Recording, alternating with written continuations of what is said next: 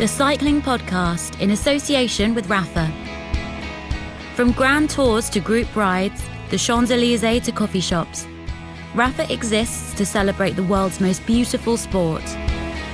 We're going to break the individual suit world record, then we're going to break the team suit world record, and then one of us might have to coin flip, John. I'll have to break Bradley Wiggins' hour record, all in the space of 1 week. I'm willing to give it a go.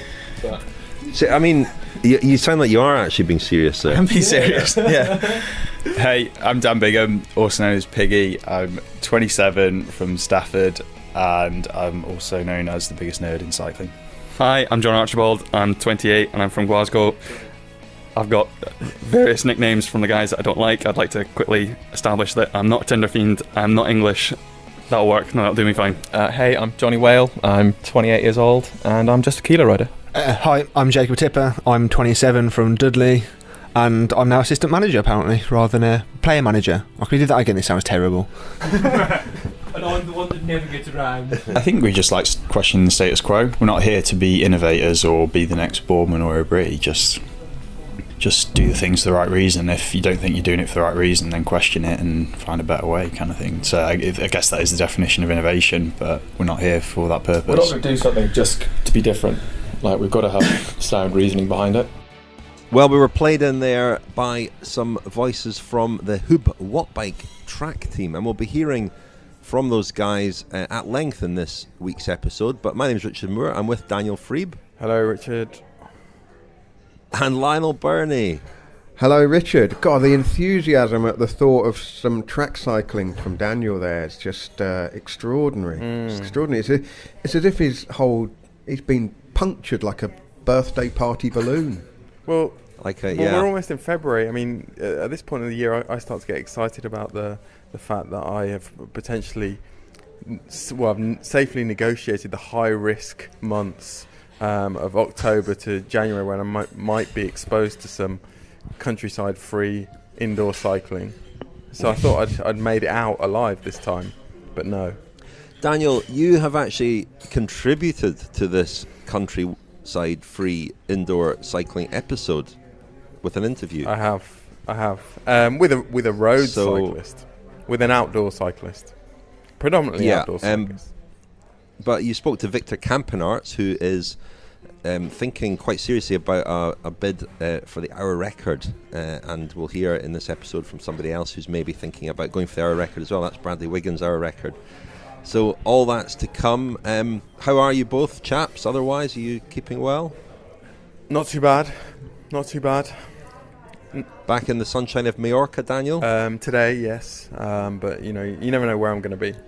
It could change. That's a fluid situation that could change in the next few hours. There's actually an outdoor cycling race happening here, starting today. Are you going to be attending the Majorca Challenge? I think I will be gracing it with my presence in a couple of days. Yeah. Of course, it's this sort of tippy-tappy, sort of buffet type arrangement whereby riders can do whichever stages. It's not really a stage race. It's a nominal stage race. 4 days and 4 one-day races back to back, essentially. And with an overall with an overall classification, I think, of some description. Very much a finger buffet rather than any tall you want, isn't it? Correct. Canapes. It's stage. The stage that goes closest to the sea is that sort of crab sticks and prawn cocktail. Is that how it works? And no. Inland is a bit more quiche. I don't know. Tortilla, it would be, wouldn't it? I think we need to crack on as quickly as possible, chaps. There has been some quite interesting racing and off the bike action happening in Argentina, and I presume that's going to be in your news roundup, which is coming up now, Lionel. It is, yeah. First, before that though, Rich, just on the subject of indoor cycling, how was the KISS Super League, Zwift Super League? God, it seems like a long time ago, but I was there last week to witness the inaugural round, and I think there's been another one since. We're speaking on Thursday morning, and there was a second round last night, and I'd never been exposed to this before, so it was all new to me, and I found myself getting quite into it. There was a great atmosphere in the shop we were watching. It was a Pinarello shop in London, and there were some Wiggins riders taking part. Unfortunately, none of them made it into the lead group. So, had they done so, I don't know how that might have changed the atmosphere. But just watching the action unfold on the screen, Ian Bibby won that race. It was quite good, and I can see that this is here to stay. And I can see, I mean, the plan is that in 2020, there will be a league launched of World Tour teams. And you could imagine that you would have, I don't know, Tom Dumoulin and Chris Froome up against each other, and I could see that being quite appealing and people actually tuning in to watch that. Whether they would do in the long term, whether the novelty of it would be hugely appealing initially, I don't know whether that would be sustained. But I did quite enjoy it. In the annals of sports journalism, I don't think any of the great scribes, the great plumes of yore have ever uttered the phrase, "There was a great atmosphere in the shop." Well, it was unusual, and it was a novelty for me as well. So that was part of the attraction, I think. But I didn't know what to expect, and I ended up following the action on the screens quite closely and with some enthusiasm, I must say. Interesting. Well, did you watch it, Lionel? I tried to. You would expect me to pour some ice cold water on it. I think I just wondered why I was watching computerized cycling. I know that there were real hearts, lungs and legs behind the avatars or behind the that's pixels. the thing. It's virtual reality, but it's based on reality, isn't it? It's more so than, say, I've noticed some of the cable channels are now showing people playing football computer games, where they're just sort of controlling the players with their hands. Obviously, they're not actually playing football virtually. It's not which FIFA is a Football completely Manager. different. A completely different thing. I mean, I do accept that there is an athletic performance behind what was going on. It just left me cold. A kind of a sort of two-dimensional version of cycling, really, for me. And I'm not sure whether I share your vision that if you had Dumoulin and Froome doing it in, say, two separate venues with.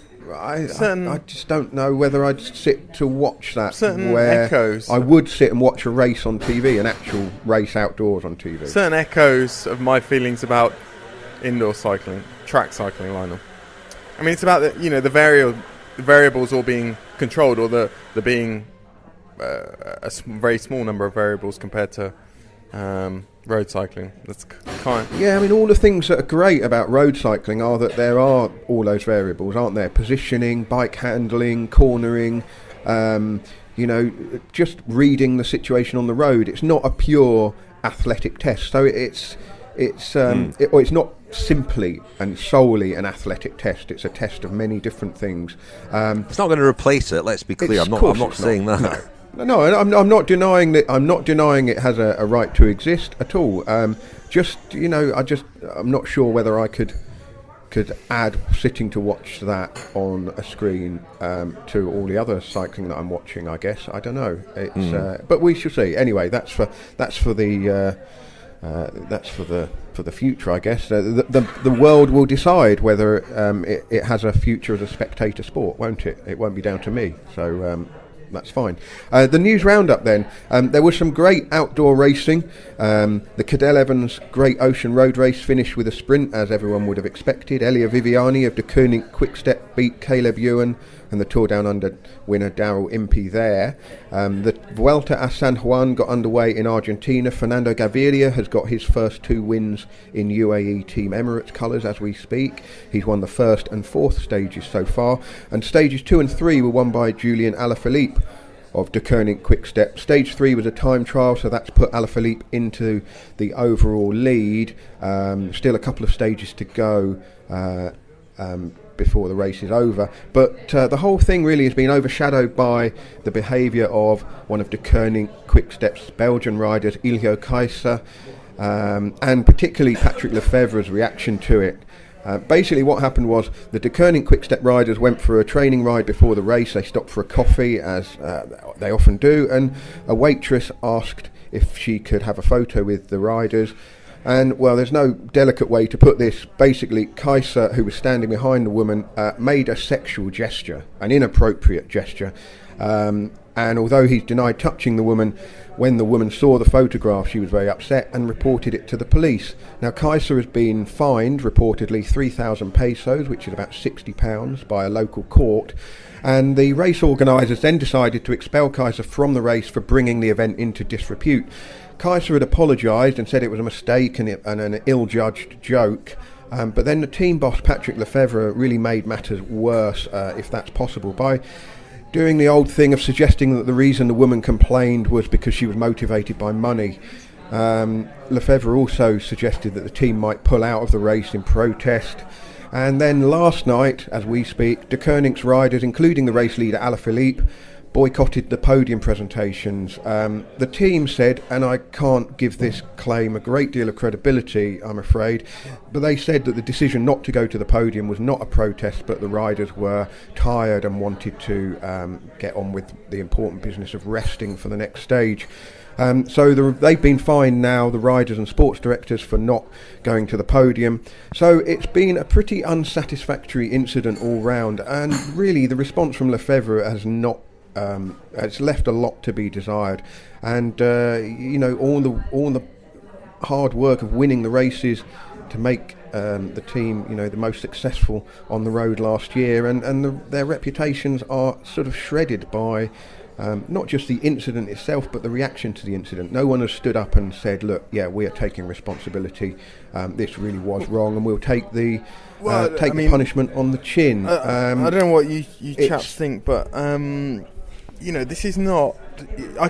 I might have some sympathy or some understanding for Patrick Lefevre is a man of how old is he? He's in his 60s, and he's someone who might find the current landscape of what he might feel is a kind of social media dominated, politically correct, political correctness dominated sort of landscape. It's very difficult to negotiate, but this isn't even a difficult issue to it's not a difficult call or difficult to see that this is completely inappropriate what Ilya Kaiser did in any era by any parameter.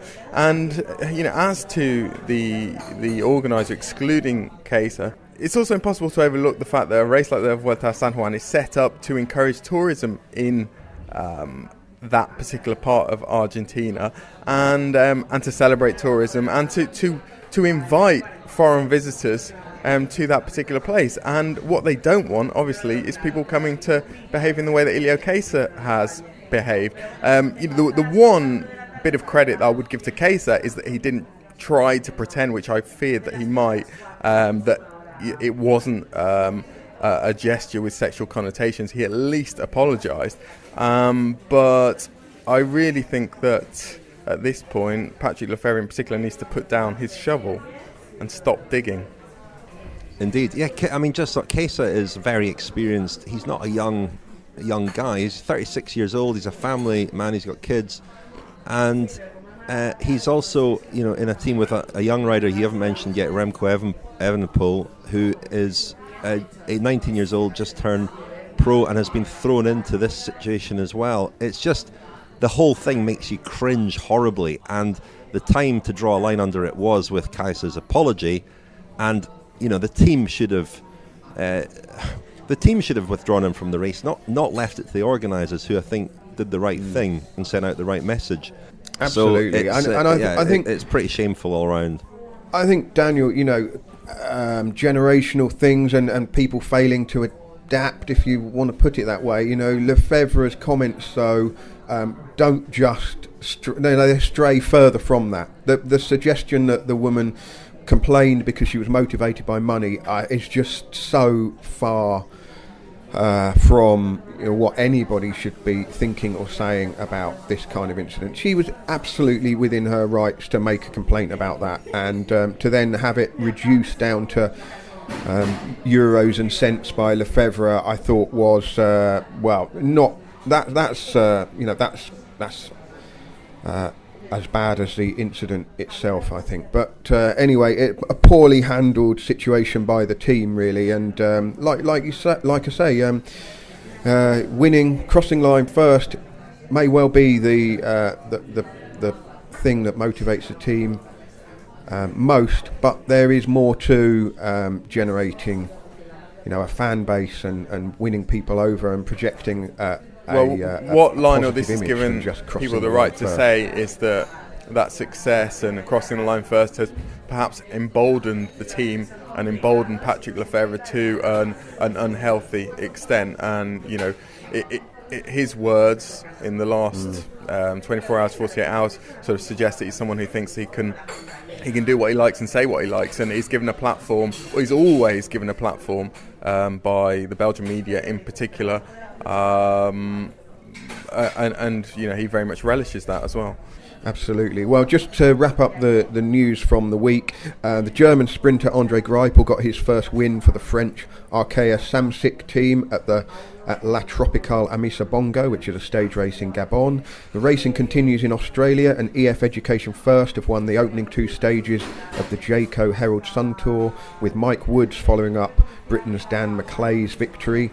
The Women's Herald Sun Tour is already over. There were stage wins there for Chloe Hosking and Lucy Kennedy, who also won the overall. And some very definitely outdoor cycling, a very muddy final round of the Cyclocross World Cup in Hoogheide in the Netherlands. In the men's race, Mathieu van der Poel won ahead of Toon Aerts and Wout van Aert, taking his season's tally to 6 rounds, more than anyone else. But because he missed 3 races, he was not in contention for the overall title, which went to Toon Aerts by just 2 points from Van Aert. Oh, blimey, try saying that. Bit of a tongue twister.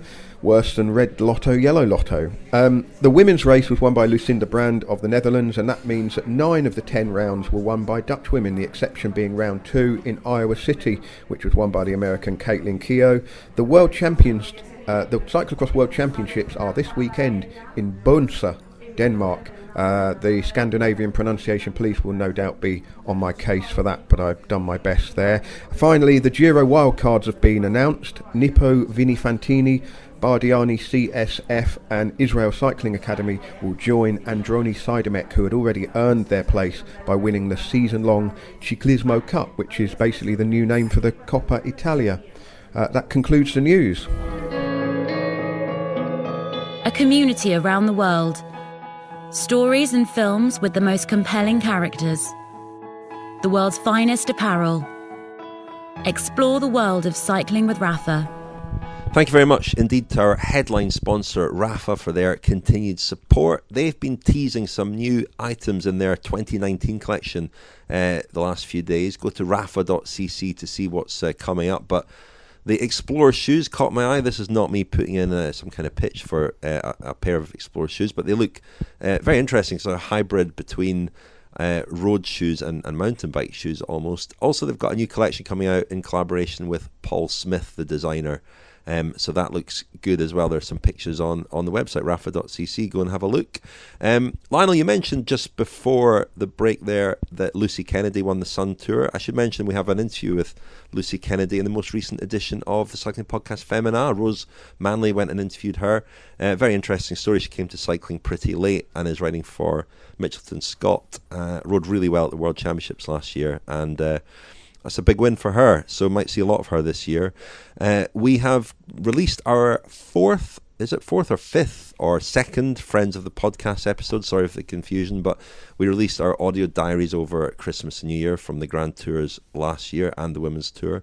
And we've just released an episode called Chasing Sky, which is it's about the team formerly known as Yellow Lotto, now Jumbo-Visma, the Dutch team with Steven Kruijswijk, Primoz Roglic and others, who are really making great strides and could be on the verge of a big win. I went and spent a day with them at their training camp in December, and it's a sort of behind-the-scenes look at that team and what they're doing to close the gap on Team Sky in particular.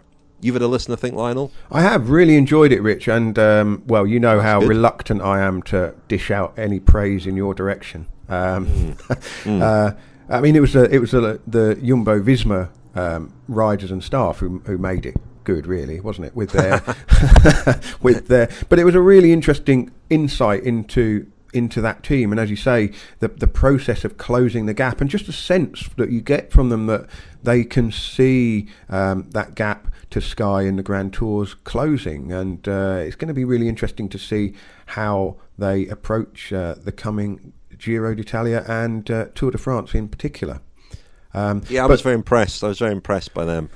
Yeah, you said, I just want to clarify, it's a second Friends of the Podcast special of the year, not fifth, so a minimum of 11 over the course of the year, so 9 more at least to come. £15 to sign up as a friend of the podcast for the year. Go to thecyclingpodcast.com/friends. Just a big thank you to everyone who's signed up so far. Really appreciated. Hopefully you're enjoying the episodes that you can listen to so far. If you have any technical issues, don't hesitate to get in touch. Don't suffer along not accessing the episodes you've paid for. Do contact us. Contact at thecyclingpodcast.com, I think is the email address, isn't it? Yeah, Yes. Jonathan Rowe is very good at helping people, talking people through the process if they have any problems. But we're very grateful to everybody who has signed up as a friend. Your support is very much appreciated. Now, I mentioned at the start, we're going to hear from the riders on the Huub Wattbike team. They were Team KGF, and they flashed across my radar, I think about 18 months ago, competing in track World Cups. You know, those are normally countries that take part in the Track World Cups, but they're a trade team based in the UK, based in Derby actually, and they've been improving and getting better and even winning a couple of World Cups, most notably in London recently. It's a very unusual story about a collection of riders who've come together, targeting the team pursuit, living together in Derby, and really interesting, some unusual characters behind it as well.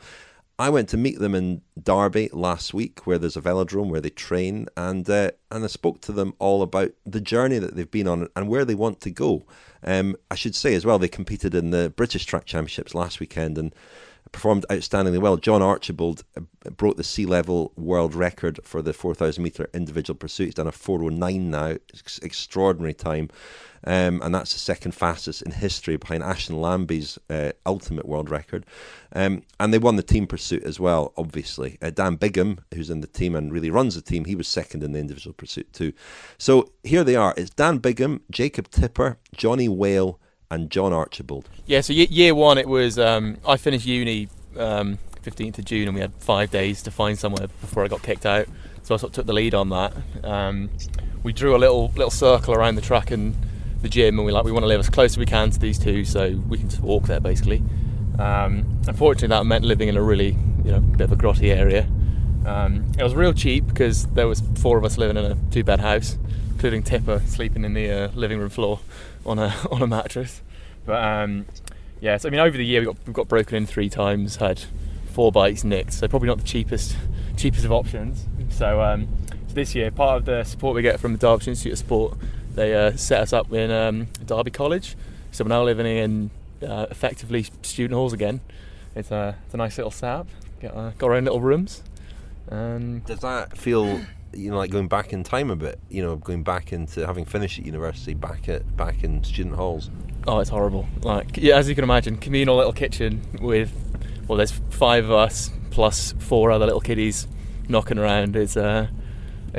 It's interesting, we'll call it, but I mean I think it's real important that we do live together though, because it creates that team atmosphere. You can't just do your track session and then disappear. The next time I'll see you is 2 days time and we do it again. It's a real high intensity environment, which I think definitely benefits us. And next year, will you carry on with that arrangement, or are you looking for something that's a bit more comfortable? I think next year, hopefully, if the team budget can stretch it, we're going to try and get a nice big house. A bit further away. We sort of learned from our mistakes as such, and of course, sleeping and living arrangements is real important in performance. And we get woken up every time someone leaves the doors. So, hopefully next year will be in a good situation. I'm presuming your lifestyle is very different to the students. They always complain that we're just sitting around doing nothing, but resting. Recovering, adaptation days are our favourites. But I mean, I think it's a bit surreal for them. We're trying to tell them it's John just broke the world record at the weekend, and they're just no, he didn't. He's he did. But bless him. I mean, it's all a bit of fun. It's all part of the storyline, I'd say. Yeah. It's like they still refer to us as the cyclists. Like, they don't know any of our names, but they just go, "Are you one of the cyclists? I took you washing out the dryer. Is that okay?" "No, it's not, pal. I hope you hung it up." Yeah, take me back. How did this thing that you've created? How did it start? I've never been through this story before. No, but by now you'll be really good at telling it in a very very succinct way. Okay, it all started with myself and Charlie. We were riding on the same road team, and we were here in Derby training for the individual pursuit at the January 2017 Nationals. This was sort of November, December 2016, and just talking. Why don't we put a team pursuit squad in? I knew Johnny through uni. I'd raced against him many a times at the British Uni Champs, and my teammate had even got him DQ'd from a gold medal, which was quite nice. So convinced Johnny to come and join, said, "Yeah, don't worry, you won't have to finish the race, you just do a massive turn and eject." And then at the same time, we were trying to get Tipper to join our road team, so basically convinced him on the same premise that he won't have to get round. Obviously one of them had to, and Tipper somehow did. So we went to Nationals. Myself and Charlie won-two'd in the individual pursuit, and then I won the kilo and you were fifth.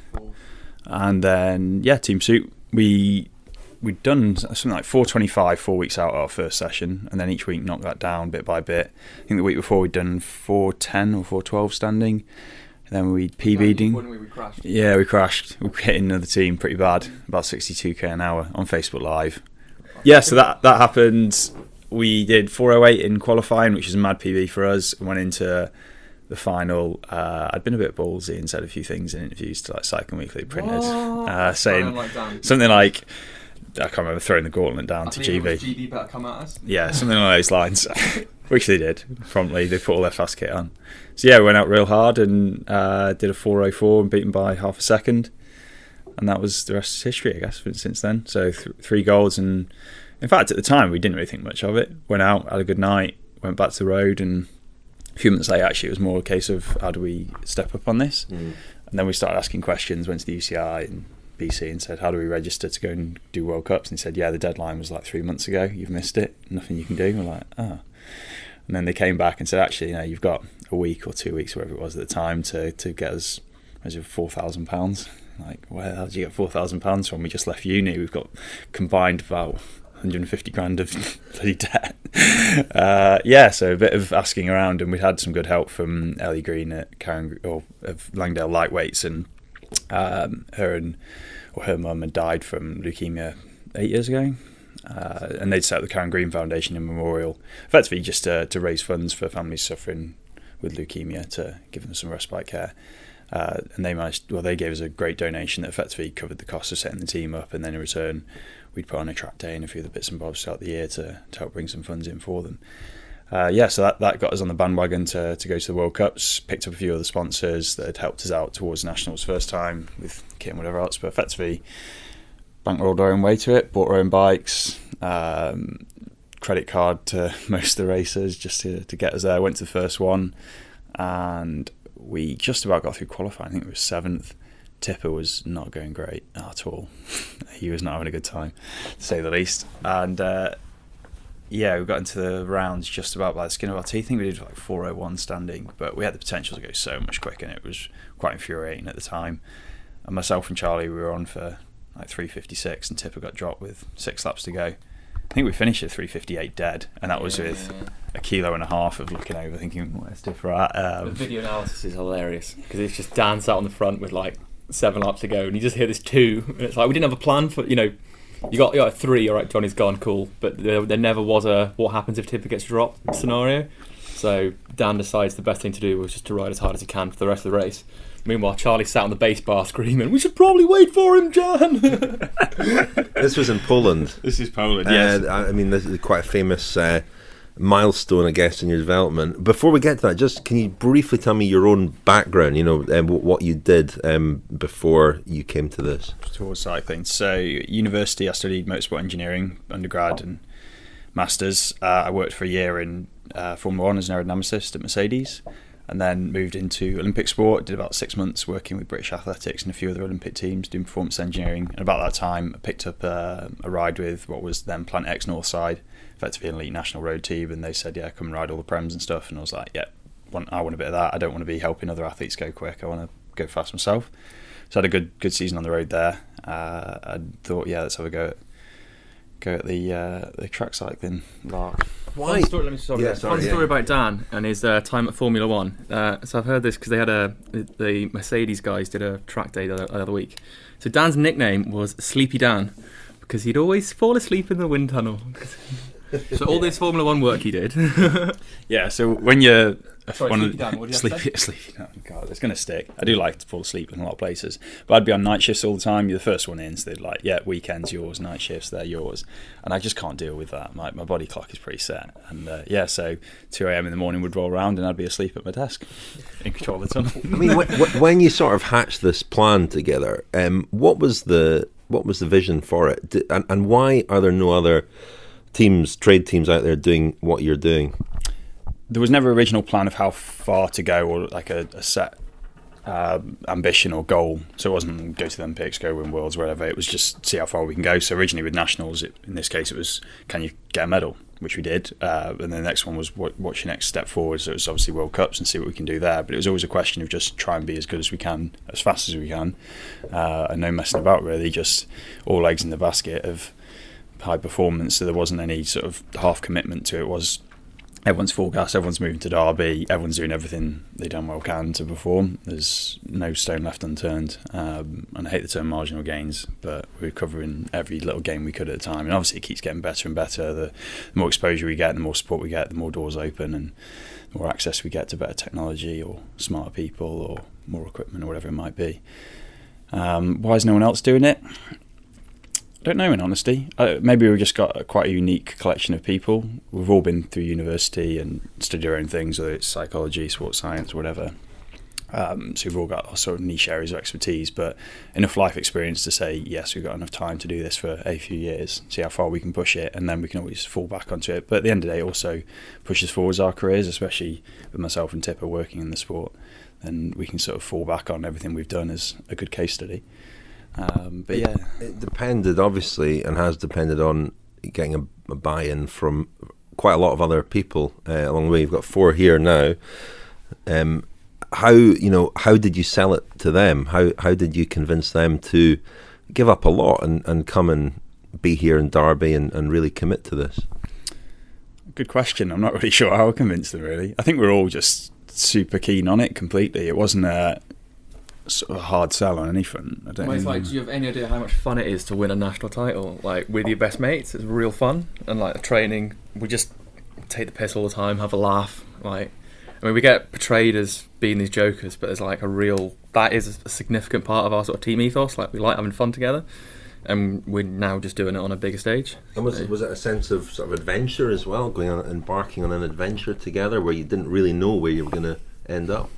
Yeah, I do love a good adventure, definitely. I think that's part of it. We don't know how far we can go, and there's these glass ceilings starting to appear of Worlds and Olympics, and how do we get there? But at the end of the day, we're still getting faster, we're still having a great time, and we've got different people slotting in here, there and everywhere, and somehow I managed to convince John to come down, which that was probably the hardest sell. He was sending me Word documents with all these questions, and I'm like, no, I can't promise anything, but doing the best I can. Yeah, I guess, John, you came in as an outsider, I guess. How did he convince you to do it? What convinced you to come here? And how was it to slot into this thing that had already been established?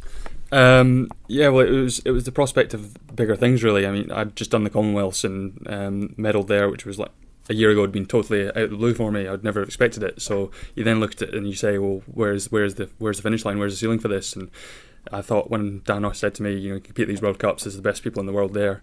You can do a new event that also forwards you towards GB Olympic, that sort of programme. You can say, well, that's the next step, that's the next logical step, and you'll have a great time doing it. I kept looking at it from the perspective of it, so it's like a privileged opportunity rather than a chore or for a salary, or it's just something I really want to do and want to enjoy. So it was quite easy to say, in 5 years' time, I'll look back on this and I'll be glad I did it. And that's kind of the attitude I want to take towards it, yeah. Chute à l'arrière du peloton, cycling podcast team car at the back of the pack, please. Well, that's PK interrupting the interviews with the guys from Huub Wattbike. We'll return to them in a moment, but we need to tell you that this week's episode is sponsored by Lacquer. Lacquer. Who are they, Lionel? Well, Richard, Lacquer is a smarter way of insuring your bikes and gear. It's a community of cyclists joining together to play fair and take good care to save each other money. Lacquer covers all the basics: theft, accidental loss and damage, both at home and abroad. It also covers cyclists in sportives and races, as long as they're not riding in the pro peloton. Instead of charging you a fixed premium each month or each year, you only pay a small share of the community's claim costs. So your share is proportionate to how much you insure with Lacquer. While your share can theoretically go down to £0 a month if there are no claims, Lacquer also locks in a maximum price to make sure there are no nasty surprises. So even in months with lots of claims, your premium can't go above a certain amount. Claims are also accepted fast, usually within a day of making a claim. But don't take our word for it. Let's hear from one of Lacquer's customers. So I had my bikes insured on my home insurance. Well, I'm perfectly comfortable with that. I've never really had a great experience with any insurer. It's always been really difficult. Also, with my home insurance, it was much more expensive. I also concerned that should I need to make a claim, even if it wasn't a huge claim, you worry about the value of making the claim compared to the impact it will have on your future insurance. I'm Philip Meyer. I've been a Lacquer customer since about April 2018. I insure my two bikes, my son's bike and my wife's bike with Lacquer. Well, I think they had a really unusual business model, and that's something else that did draw me to them, is that they're approaching it from a very different approach. It was almost a peer-to-peer insurance model, which I thought was unique. I mean, I've never heard of anyone else doing this, and frankly wish I'd thought of the idea. There is a pool of people who are insured.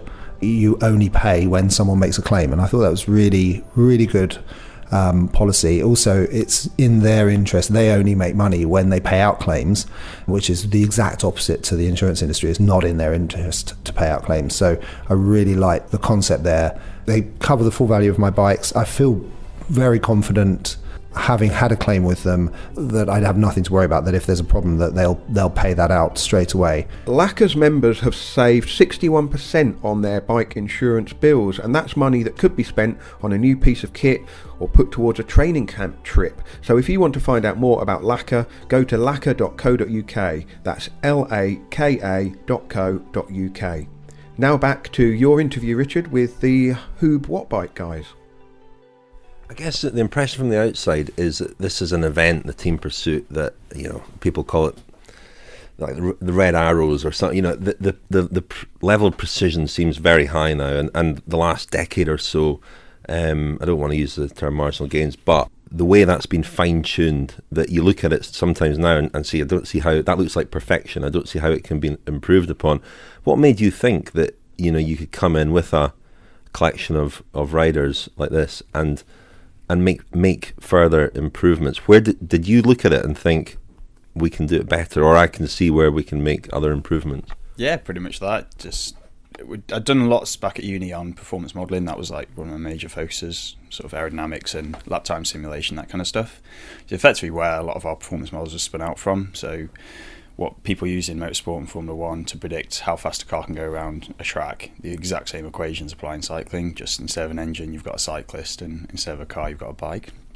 And from there forward, it was a case of, we know how much power you're putting in, drag coefficients, and all the other variables that matter, and you plug them all in and say, well, this is what's happening and how it's happening. But look at it, there's still loads of losses in performance elsewhere. And from that, it's just a case of go and try it and see if actually the numbers do stack up. And time again, they seem to, and we keep going quicker and quicker for pulling apart small little things that I guess people just historically haven't thought about. Or there's probably a few things we've pulled in around, like the critical power model, and rolled that into our model that I don't think many teams or staff members have really thought of and put together before. If they have, it's been very backroom and not actually ended up on the velodrome being tested.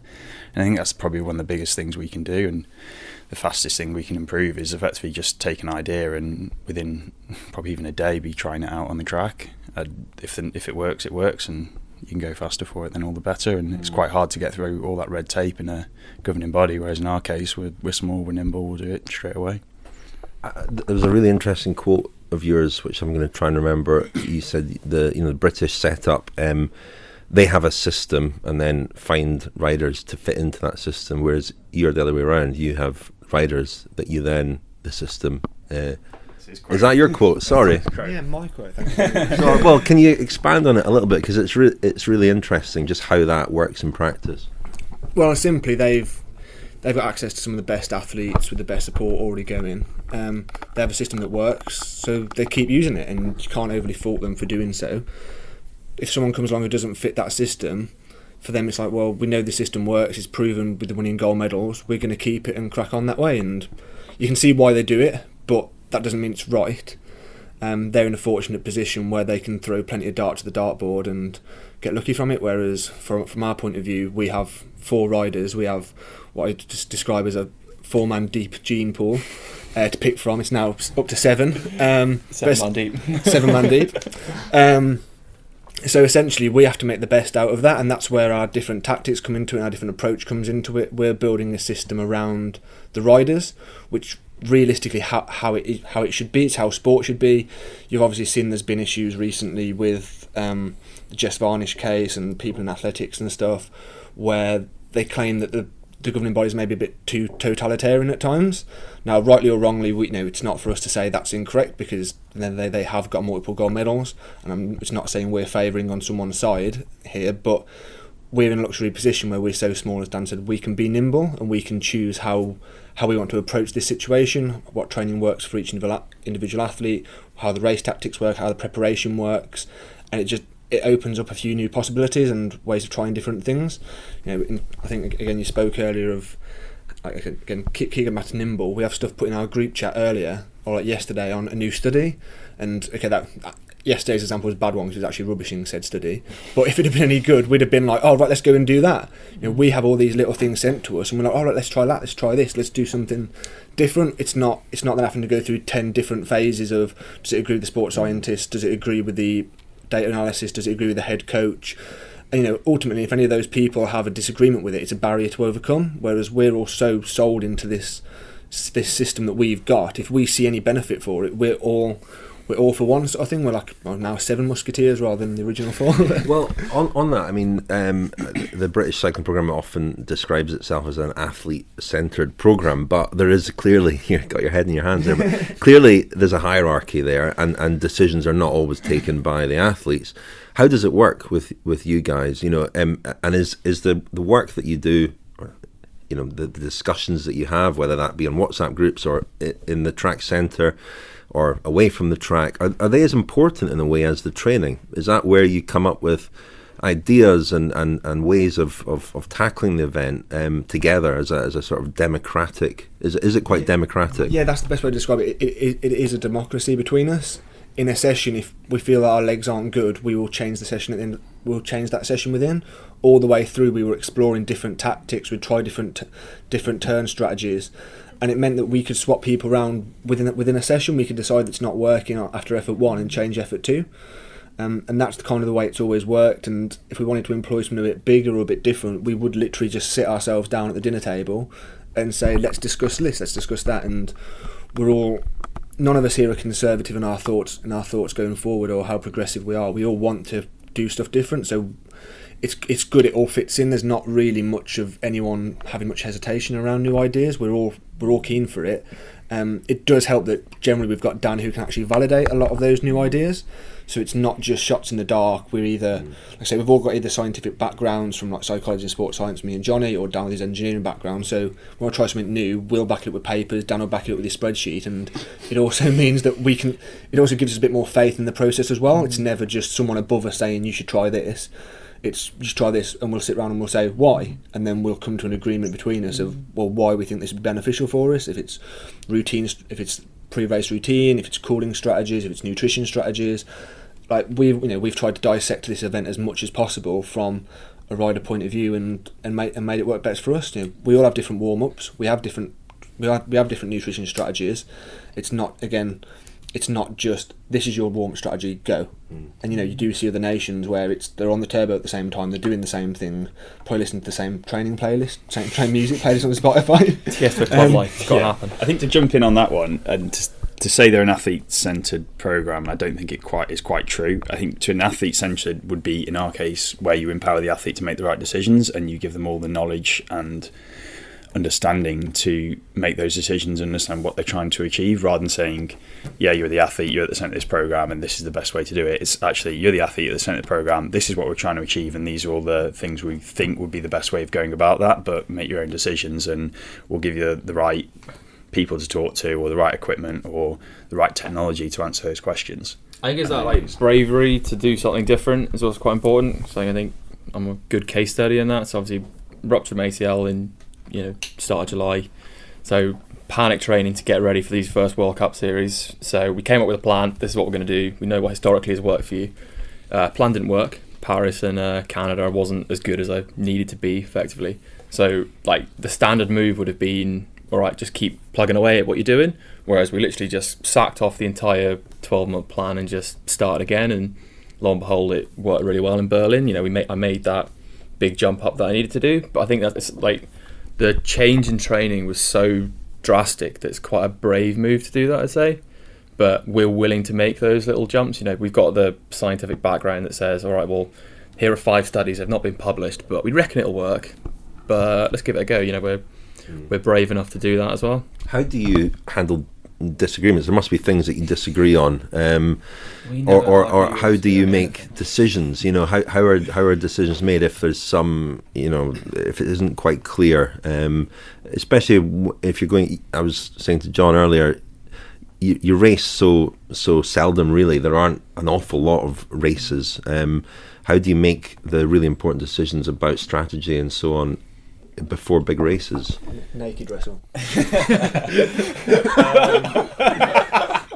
perfect for a podcast. And I win every time. It's very back at 12 months ago, maybe more 18 months ago, whatever, when we first started in Derby, we'd literally every week be shouting at each other, and there'd be some sessions that go horrifically bad that everyone would literally just disappear for the next 24 hours. There's a few hilarious ones that I come back from the track session. I don't drive, so I'm riding back from the track session. I get home and there's where is everyone? Dan's gone off to some park somewhere for a walk. Charlie's gone for a 4-hour ride. I was in the living room. It was but that's where my bedroom was. Yeah, in the living room. But I think since then it's evolved, and we're quite lucky that we have a few more people who are more authoritarian now, I guess. So like Steve, who's come in from Nottingham Trent Uni, who we try and push a few more decisions onto him. He's probably not as what's the word I'm looking for? In some ways you want him to be a dictator, but he's not that kind of person, I think. But he just adds another element to the discussion. So for example, like selection, we had Harry and Ashton for qualifying back in Berlin, and to all intents and purposes are basically performing exactly the same, and it was just, what do you go for? And at the end someone's got to pull the trigger, and I think I end up doing it sometimes. It depends whether it's... I'm the one that kills people. If you're getting dropped, Johnny Wale's going to send you a message. But decision-wise, I think, it's just got to be democracy. You've got to... Everyone goes around, gives their opinion, thoughts on it. We use all the data we can. So in that case, it was literally going through every single effort we'd done with either of those options, watch the video, look at the data, how do they perform. But honestly, that was probably the most annoying one. I couldn't pull apart a single half lap to say you did that half lap better than the other one. So it was just come down to familiarity. I think the key one on all the do we argue? Yeah, we argue. But those arguments and that that comes from a good place. We are at the core really good friends. So we're upset because we want the team to go faster. We're not upset because he's a dickhead. We don't. Would you describe it as creative tension then? I mean, is it sort of like, I don't know, Oasis meets, I don't know, but some of the best groups of people, there is that tension there. You need the tension to create the genius, I suppose. There's got to be some pressure involved as well, and that's probably one thing we didn't always have, the pressure for position. And hopefully that's something we can have next year if we can bring another person on that suddenly, instead of just 4 safe spots, there's someone who always wants your spot, and then suddenly everyone trains their weaknesses a whole lot better, whereas at the moment that is probably our biggest flaw, that everyone likes focusing on their strengths, because it's nice to be good at what you're good at rather than improve what you're not so good at. So that would be a nice scenario, and I think that could up the pressure, and it's something to be careful of, because you don't want people boiling over, being too stressed, or except that they don't want to be in that environment, because suddenly it's a whole lot more competitive. And I think that's probably one of the biggest flaws that NGBs as a whole across all sport have, that effectively your teammate is also your enemy, because you've got to beat them to get a spot on the team. And are you going to help them out? Are you going to wash their clothes? Are you going to do their dishes for them? Are you going to cook them dinner? Are you going to point out the fact that something's wrong with their position? Probably not. Whereas with us, it's like we'll sit there and rip each other apart for all their flaws, and they'll damn well know about it, but we'll just make it funny. So like John refuses to run any fast kit because familiarity is confidence, whereas me and Johnny are the complete opposite. We'll roll the dice, but we'll make sure that John damn well knows that. I think that's a big one. Is that so? It would have been real easy for Dan, and if he was smart, he would have done all his aero testing himself, given himself all the good kit, and he would have been ridiculous, and everyone else is still down there with a high head and white hands. But he's real keen on pushing forwards our position to the extent that we gave Charlie Charlie went from Nationals 1 coming second, and then he beat him the next year. But he's willing to do that because he wants the whole team to do well, not just himself. It's that. And what's the relationship like with the British team? Because I guess at some point they'd have been looking over their shoulder. Poland wasn't the best start for in terms of World Cups, but now you're winning World Cups and you're going as fast as them a lot of the time, or sometimes. What do you think they think of you? I guess it probably varies across, depending. If you ask the riders, I think the riders on the whole we get on really well with, and I think that's just consistent. Like, riders know what riders do, and we know what their situation is. And myself, having been in that program for a few months at the start of the year, I know exactly what they go through and what's good and what's bad about the whole thing. Whereas I think the staff are in very different positions. Some of them absolutely love us and we get on really well. Some of them, I think, have very differing opinions of what we're trying to achieve and why we're trying to achieve it. I'm not going to call people out for what I've heard they've said or either. It's not great, some of the things, but on the other hand, they are their own team, we are our own team, and we'll go and do our own stuff. And we're not sitting here asking for help or guidance or assistance. We don't want any of that. We just want access to the potential of world champs and the Olympics, and that's it really. I don't want to be in the situation where I'm being told you've got to do X, Y and Z. That's not me, and I don't fit in with that system. It might be for the guys, and then fair enough. If they fit in and that works for them, then all great. And maybe it has with Charlie, maybe it hasn't. But at the end of the day, he's got access to the Olympics and he's got a nice big 30k tax-free salary going into his account, so I'm sure he's still reasonably happy. But for us, it's about enjoying ourselves in the process as well. It's not just an end goal of go and win the Olympics. It's have fun, ride fast, and everything else will fall into place. So presumably though, if the opportunity was there, you would love to go to the World Championships as a foursome and ride for GB, and I guess that's what would have to happen. Have you had any conversations with them about that possibility? How would it happen? Would it be a face-off between yourselves and the GBA squad? I know 3 or 4 weeks out from the Worlds. Naked wrestle again. Just how candid can you be? So I had a conversation. Let's go back now. Back in Australia after. So they'd pulled me out of the team pursuit. I'd ridden the IP in the kilo, and then they pulled me out of the time trial, and I was like in a bad place mentally, and just basically said what for to Stephen Park and said, look, this is wrong, it's not right, all this stuff needs sorting, it's bang out of order, and we need to address this properly. He said, yeah, no problem, we'll have a meeting, me, yourself and Ian Dyer, once we get back in the UK. So I went up for the meeting. Ian didn't come along, which is a bit of a shame to say the least, but anyway.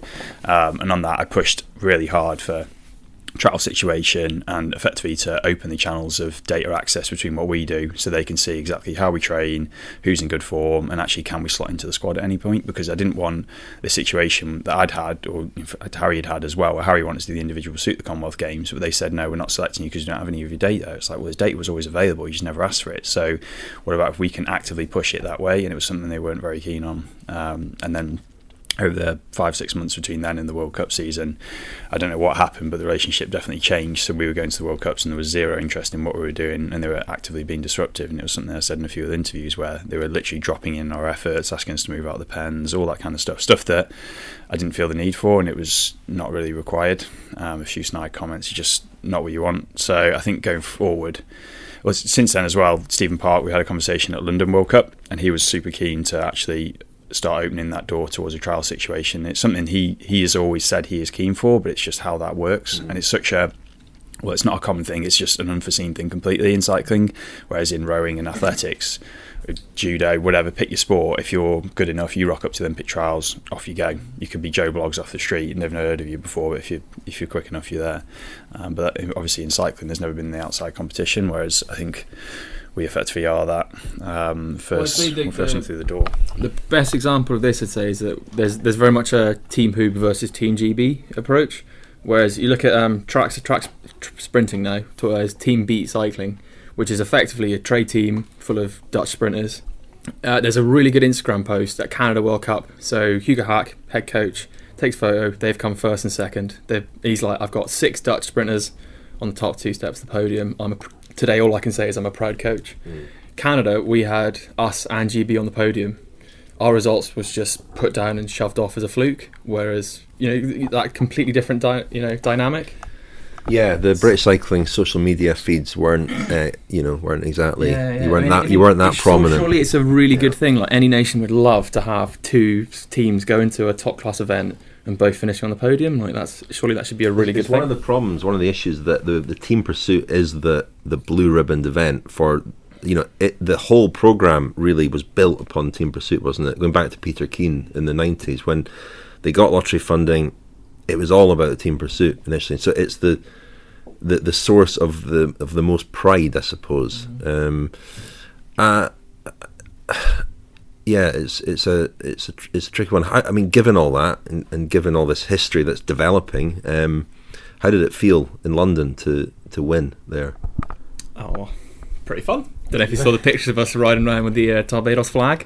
I mean, it's pretty outrageous. That was. I think that was just pinnacle, thoroughly enjoyable race. Just one of them. Yeah, it wasn't outright fast, not great conditions, and probably weren't in the greatest of form. But home race, home World Cup, family, friends, sponsors. We had like 150 people from Derbados come to support us. It was, it's nuts. The Independent Republic of Derbados. People's Republic. People's Republic. I do beg your pardon. I mean, and then John, just after that, you went off and set a sea level world record in Switzerland. I mean, how much do you credit this program, the work that you've done with these guys, with your improvement in that time in particular? How much of an impact has that had on you? I would say a fairly dramatic impact in terms of if I look at where I made the I took about 2.5 seconds or almost 3 seconds off my best time, and 2.5 those seconds came from the first kilo, and that was always a weakness of mine in doing this team pursuit, where it's effectively if I don't get on in that first kilo, I'm never going to get around the entire race. So there's a lot of panic in those first few laps, and even though I'm still not where I need to be with that, it's progressed me a long way. And then if I look at things like the equipment I've used now, the generally just the track time I've had, the availability to do my own training, I'm not told what to do, and it's made easy progress. Are there specific things? So I mean, is it when you came here and became part of the setup, you moved to Derby, live in the house with these guys, and the training that you do together? Is there anything radical there for you, or is it just, I don't know, what's different about it? I wouldn't say there's anything radical. It's more a case of we all know what works for each other, so you can tailor your own sessions the way you need to. And then the team sessions, I find we do a few things differently, but a lot of things that inspire confidence and efforts that I find are applicable to when I get on the start line on race day. I'm confident what's going to happen and how it's going to play out. And it's something that is, even with having so few races, you need to be on that start line thinking this is how it's going to go. You don't want to be thinking what if this happens, what if that goes wrong. And these guys are fairly confident in terms of they can slap on new equipment, wear whatever they like, and eat whatever they like the day before, and it might be totally new, but they believe in it, and that effect kind of works for them. Whereas me, I need to have seen the evidence of this is going to play out the way it needs to. And I think we've got that nailed. What? As somebody's come into it more recently, how they were talking about the creative tension. I think I called it creative tension. They called it arguments. Oh, yeah, it's very polite, is it quite? I mean, how do you find the setup, and how is it for somebody who's come into it from the outside to slot into that? I kind of, when I see myself, I kind of see myself on the periphery of it. I don't like to get involved in conflict or arguments and that kind of thing. But if I'm going to get involved in the conflict, it'll be because I don't believe in what's happening. I mean, if someone points out the evidence and says this is the way to do it and this is the way it needs to be done, I'll just put my hands up and go, well, yeah, that's fine, we'll do that. But if I'm being forced to do something I don't want to do, at the same time, the guys will step back and they'll say, look, well, here's the options for you. You can still do what you like, but let's make sure this is clear. And I think that's fairly well reasoned. It doesn't come across that way at the time. Sometimes it's still, you're a dickhead, this is the way it should be done. But it's You're not a dickhead, John. You're a lovely person. But at the same time, it does open up. You're not forced to go down one avenue. So it's just, here's the options. This is the best option we think. But if you still want to go that way, that's fine. But it better be good because there's three of us depending on you for it. I mean, you talk about being on the start line. It's, I on that start line, I want to know I'm in the best position I can be to produce a good performance for the team, and I think everyone is individually in that situation. So it's, you conflict, you make decisions, but it's, at the end of the day, we just want to do well for each other. So I think that's what helps us along a lot. Yeah, everyone's there on their own volition anyway, so do whatever makes you go fast, and if you don't want to do something, no one's here to force you. We're not forcing you to do a certain training session, wear a certain kit.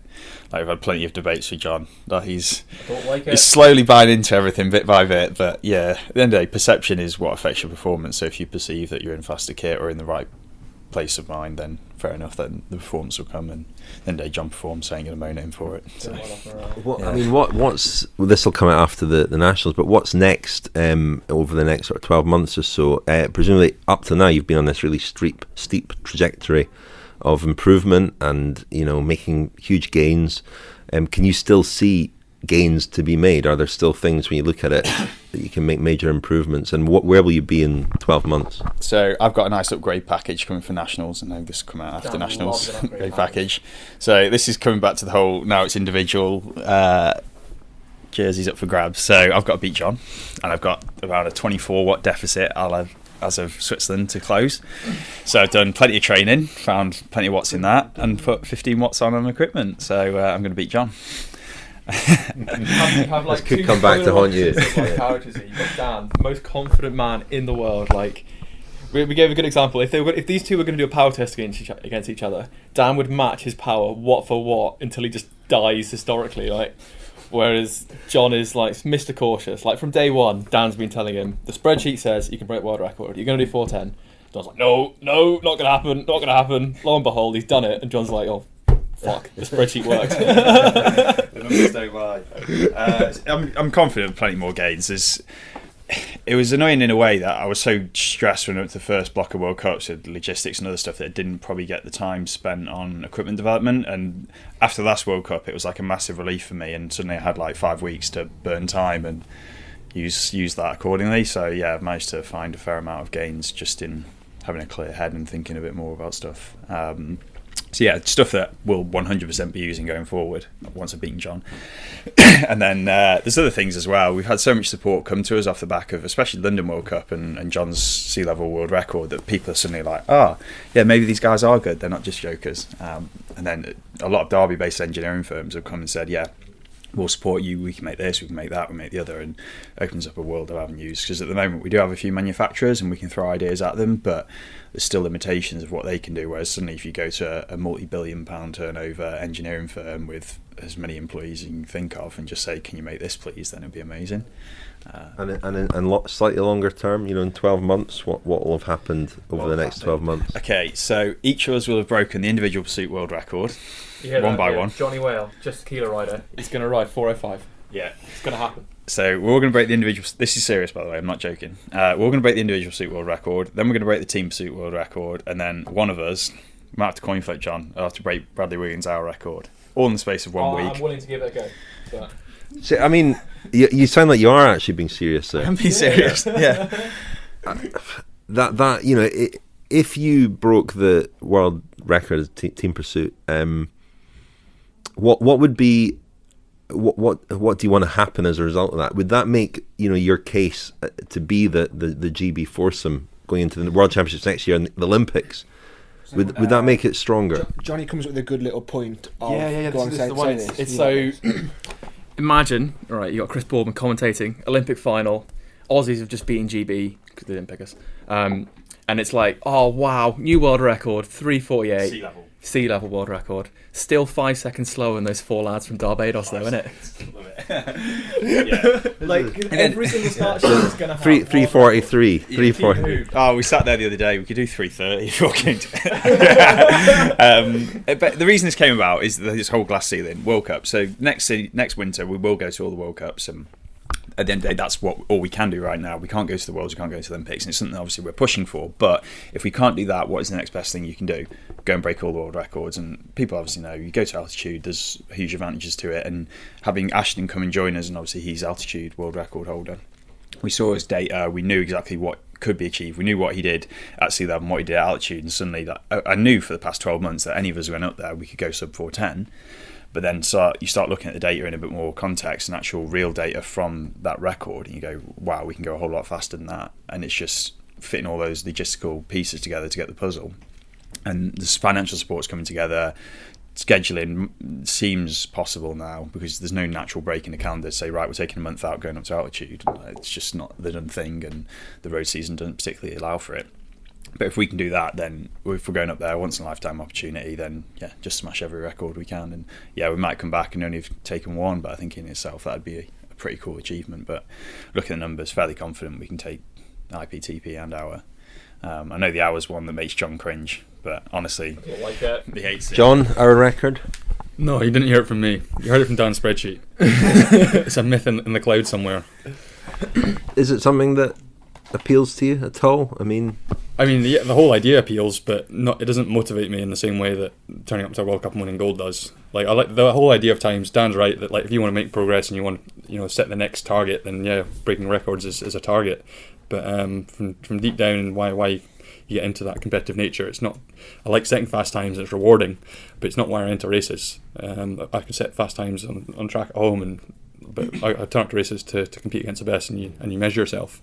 And I feel that in the same conditions, in the same environment, that's the best way to do it. And things like World Cups, World Championships, those are the places to do it, and that's deep down what I'd rather do. But yeah, the records would be nice.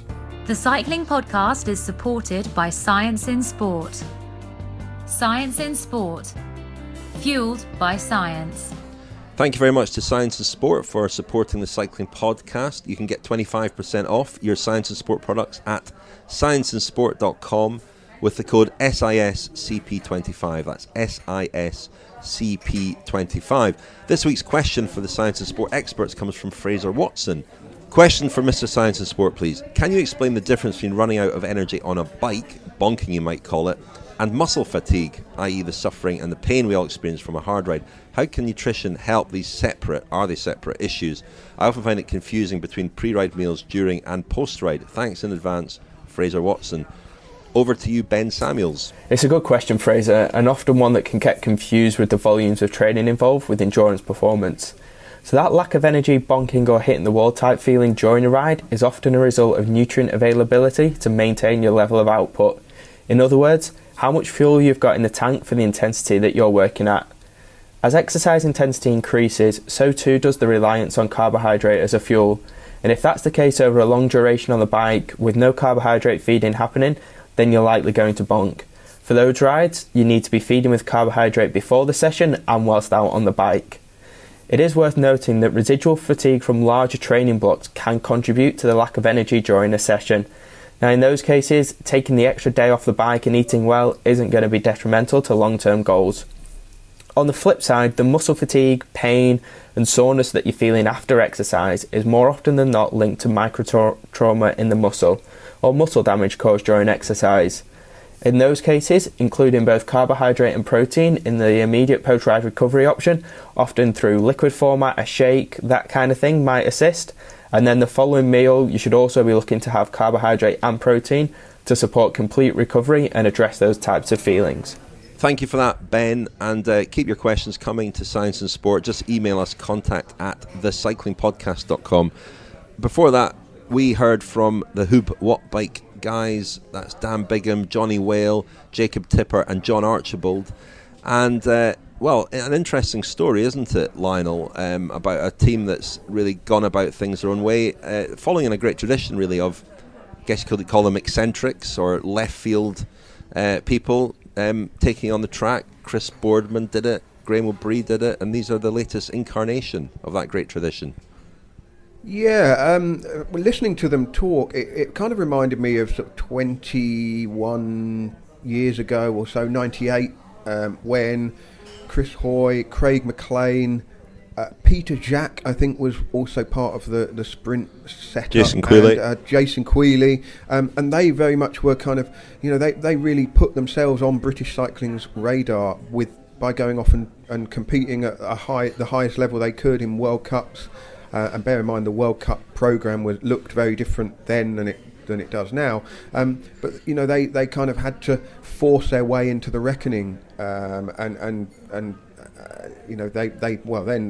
pretty much, Jason Quealy was the one who won that gold medal at the Sydney Olympics. Once he'd been fully integrated into the British cycling system. And I think one of the things about British cycling over the last 20 years is, they've done everything very much in-house, haven't they? And what we haven't really seen is people, there hasn't been a kind of a second team or a trade team, because all the other trade teams that we've had on the track in Britain have been linked to British cycling in some way or another, and this is a group of outsiders, if you like, and one or two of them are forcing their way in. But of course the complexity is, how do you can't pick a team pursuit quartet in the same way that you can pick an international rugby or football team, where you just take the best and just put them together and work a bit.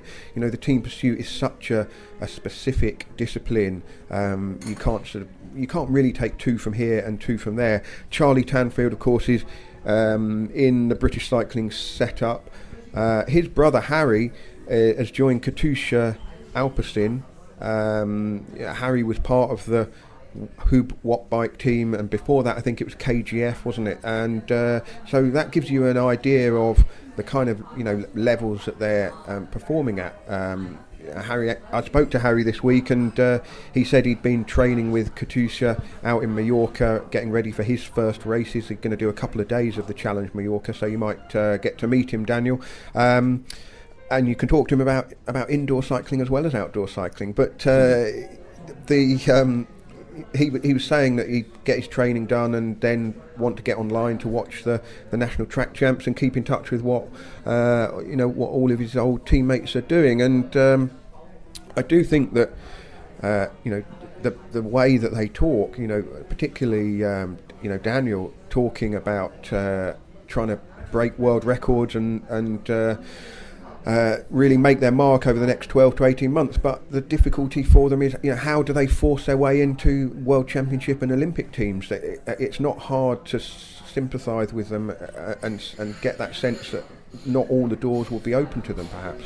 I mean, they have won a couple of World Cups. They've gone very fast, but British cycling would argue that their guys are training to be at their best at the World Championships and at the Olympic Games, and that nothing else really matters. And so even if you were to set up a kind of race between them, as a selection race between them 3 or 4 weeks out from the championships, they would say the problem with that is that those two teams would peak for the race off rather than the championships themselves. So I think they have to stick with their tried and tested approach, which is to train a group of 4, a bigger squad than that, 6, to ride and to peak at the times that matters, which is World Championships, Olympic Games. And how you test this it's impossible, really. So as the Huub Wattbike guys said, the only thing they can do is go as fast as they possibly can, and their dream is to break the world record next year and to go to altitude perhaps and just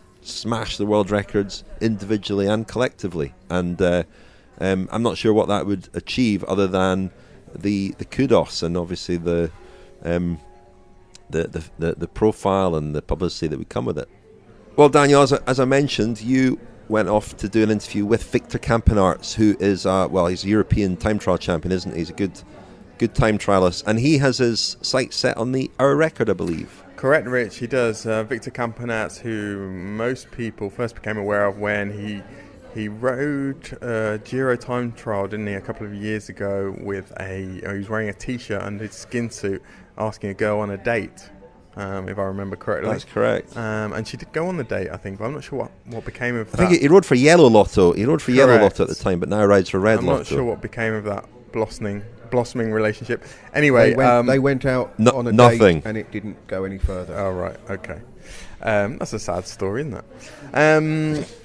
Victor Campenerz now rides for Red Lotto, having previously ridden for Yellow Lotto, and he is European time trial champion, as you mentioned, Rich. At the Vuelta a España last year, through a strange set of circumstances, on the back of a Dutch rider, Dion Boijkeboom's hour record attempt. The current holder of the hour record, of course, is Bradley Wiggins with 54.526 kilometres, and Dion Boijkeboom managed to just about 2 kilometres less than that.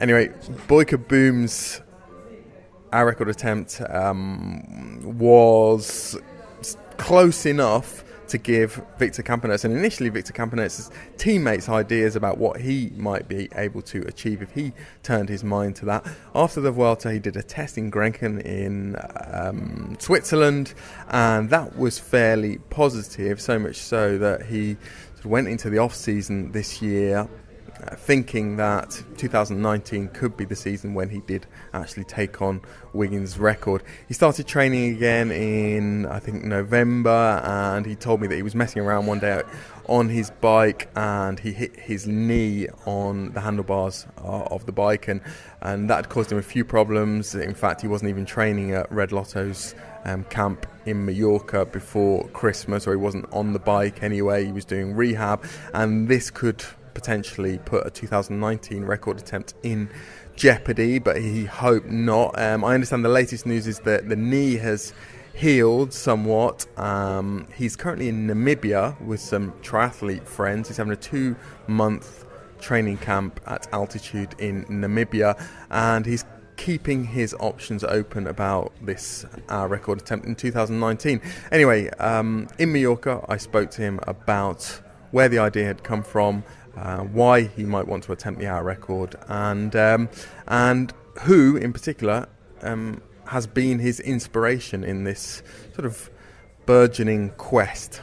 In the Vuelta, I think at the evening of the start of the Vuelta, Dion Boijkeboom did an hour record attempt, and Dion did a real good preparation. He crashed, sadly enough, in the last days before his attempt.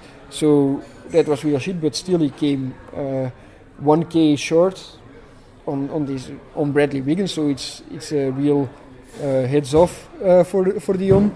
But he's not a cyclist that wins World Tour time trials or gets close to it. And that was like a few days later. Thomas de Gent was joking around in the bus, like, if Dion Boijkeboom can get so close, you beat the record with 2k. And then now, first thing is we make sure the knee is healed, and then after it we see what we can do when would be a good time to do the attempt.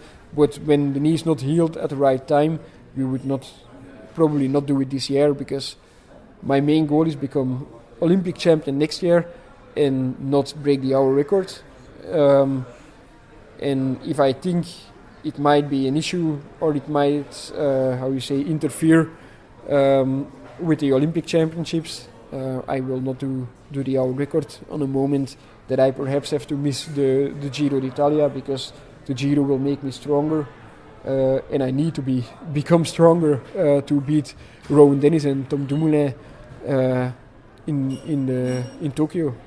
Do you already have a bike, Victor, that you would do the hour record on, or is that being developed already? Or I have a real decent track bike of Ridley, and I did the testing on the track bike, and the bike felt great, and I could do the pacing that was necessary.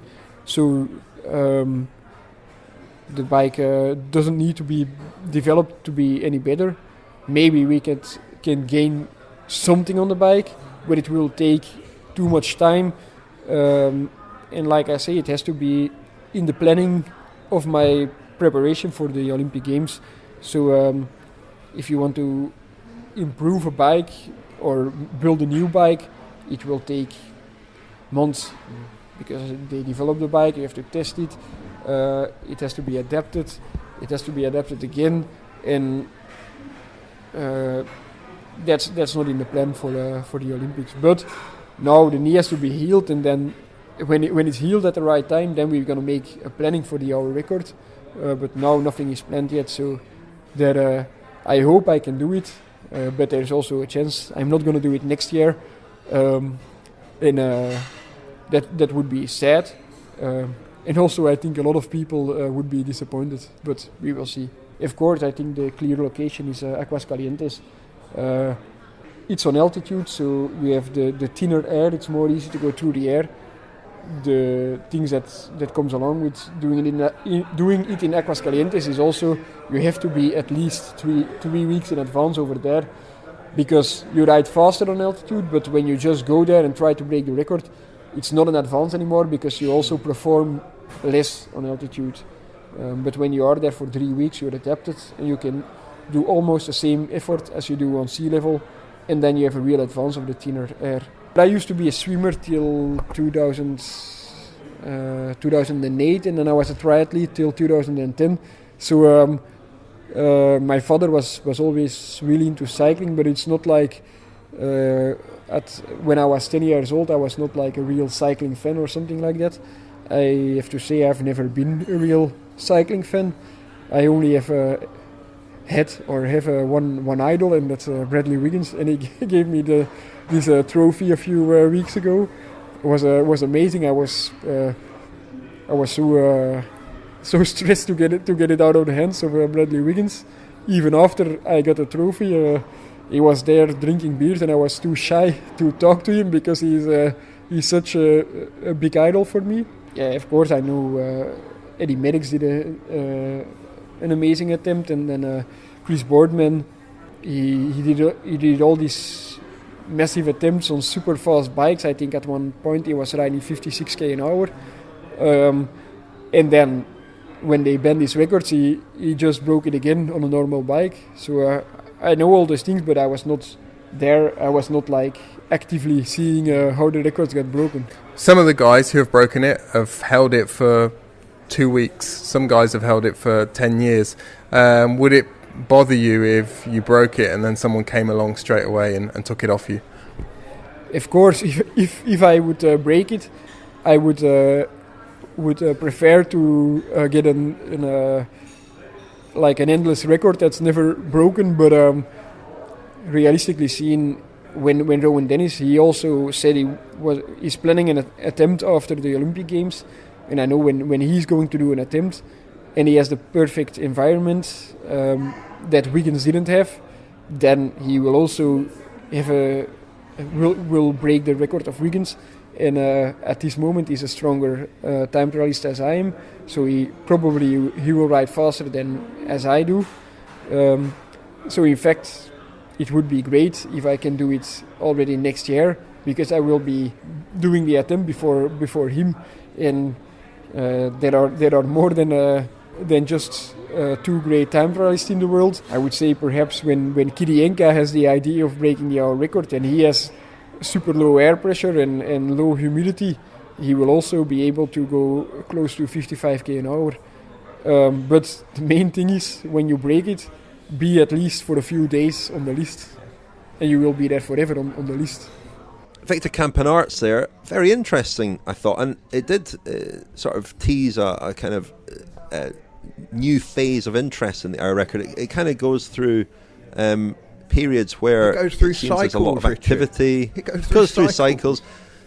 You know, about a few years ago we had Rowan Dennis, we had Thomas Dekker, we had Alex Dowsett, Bradley Wiggins all going for it. We could have Rowan Dennis going, as Campenaerts said, after the Tokyo Olympics. You would fancy his chances, I would imagine. Campenaerts himself, and as we heard in the earlier interview, John Archibald, who would be a left field candidate, but his trajectory, his rate of improvement is such that you wouldn't rule it out. I mean, he's clearly got the engine to go for that, and he's very aerodynamic. He's a good time trialist as well as a good pursuiter. And could be an interesting year or two in the hour record. Well, Rich, unbeknownst to most of us, I think there has been a bit of a ding dong happening in Denmark between two riders who have had a few goes at the hour record between them. So in January 2017, Martin Toft Madsen had a go. He failed with 52.1 kilometres in the hour, and that attempt was actually voided because of a positive doping test. He successfully argued that a food supplement had been contaminated. But then Michael Bjerg's probably pronounced that wrong, in the October of that year, 2017, had a go. Then Toft Madsen went again. Toft Madsen went a third time in July 2018. And Michael Bjerg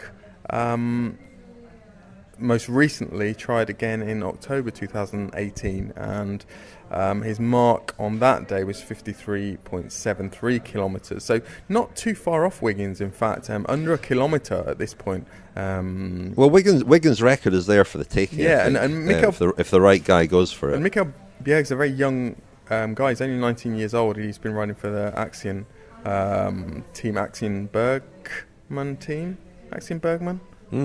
Axel Merckx' under 23 team. Yeah.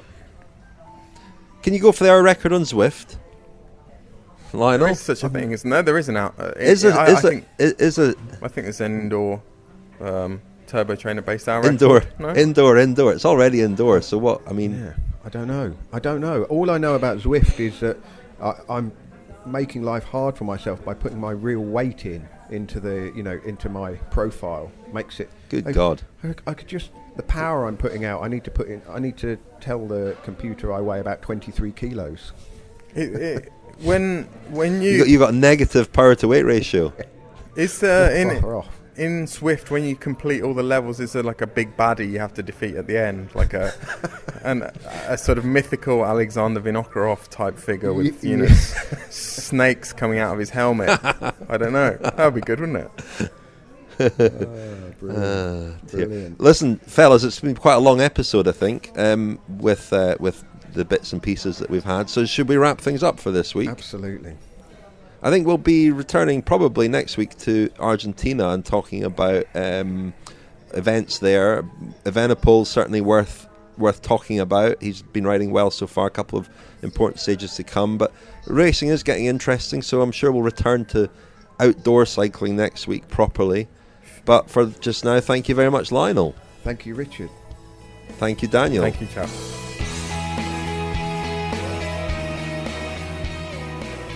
You've been listening to The Cycling Podcast. Subscribe to our newsletter at thecyclingpodcast.com to get all the latest news and special offers delivered straight to your inbox. This episode was edited and produced by Tom Wally.